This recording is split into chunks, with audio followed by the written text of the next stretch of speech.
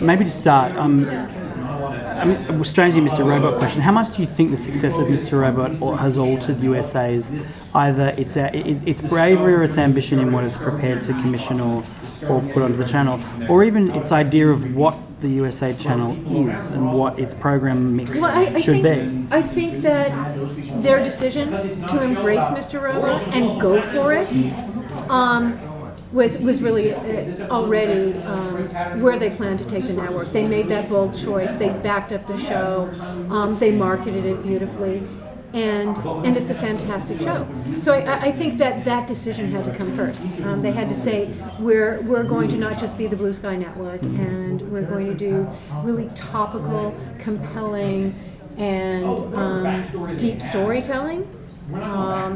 That won't be sort of easy, that you have to make an investment in. And the additional proof of that is embarking first on the pilot for Falling Water and then picking it up to series. Blake told us about the visual aesthetic of the dreams. People's dreams are so different. Some people dream in black and white. I think we might see a black and white dream or some other twists like that. I very much defer to Blake on that.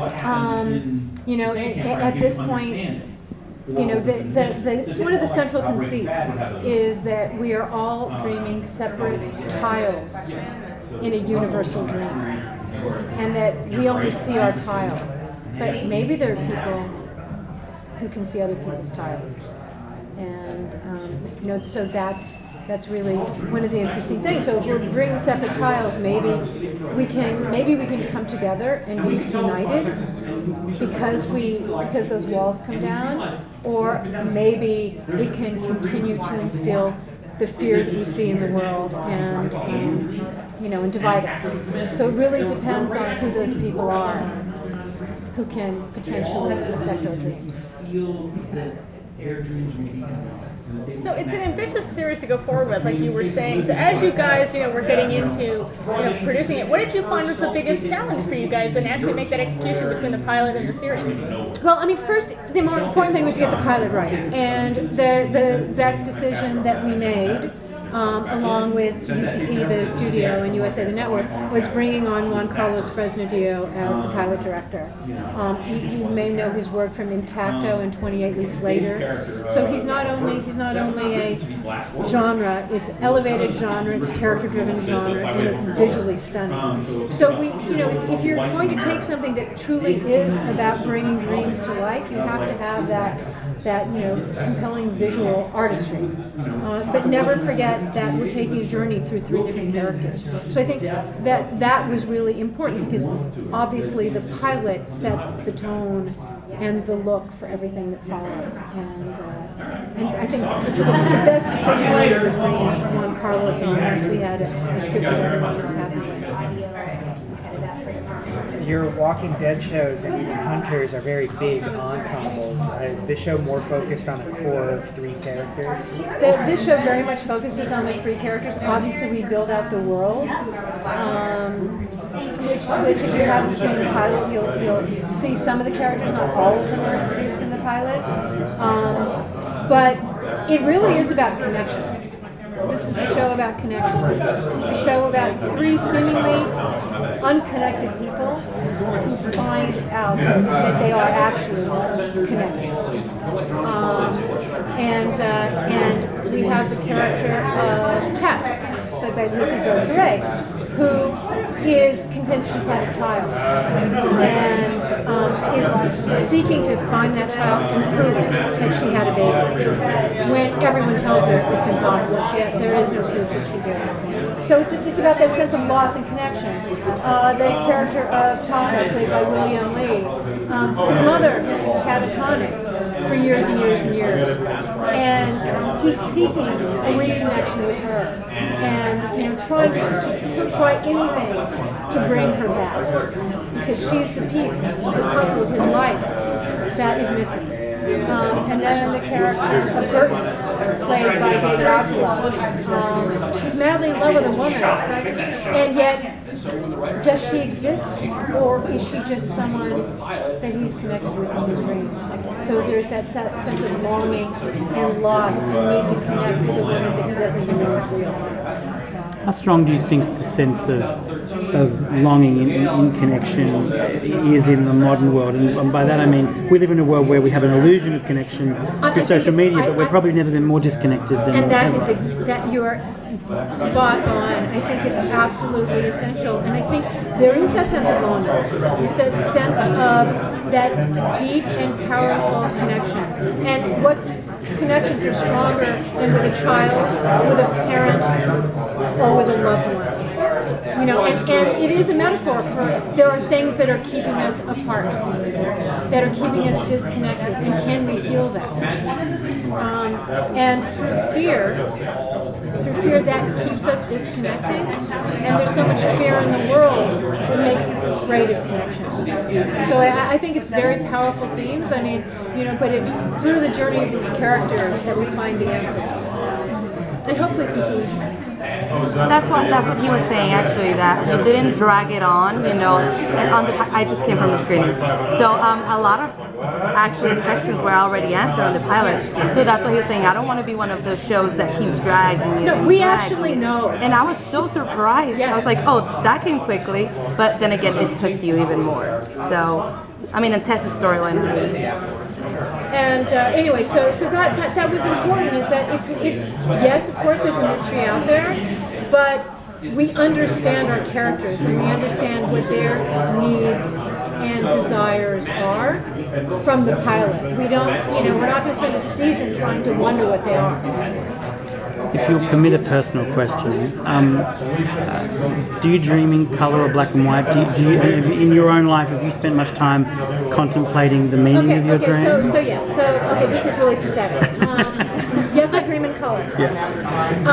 Back in the day, I dreamt about work things. How pathetic is that? I mean, like when I did Terminator, I would dream about what could happen on set tomorrow and 3 possible solutions. And the strange thing was, almost invariably, one of those things would happen, and I would have a solution. So you could not find someone who believes in the power of dreams more. And then I also, because Blake may have told you, you know, both Henry's mother and Blake's mother are Jungian dream therapists. So they're dream therapists. I went to a Jungian psychologist, and the problem was for me that he would say, okay, do you have the dream of the week this week? Because and it was the worst thing for me because it was a competition to have the most compelling dream, and I wanted to win, you know. And then I realized this is not the right therapy for me, and maybe for somebody else. But I wanted, you know. But at the same time, when you're creative, I found that a lot of the imagery and the symbolism and the shadow.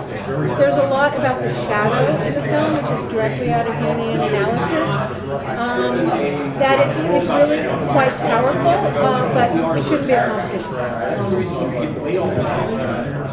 You have a lot of feature film people at work on this. Yeah, the feature film cinematographer.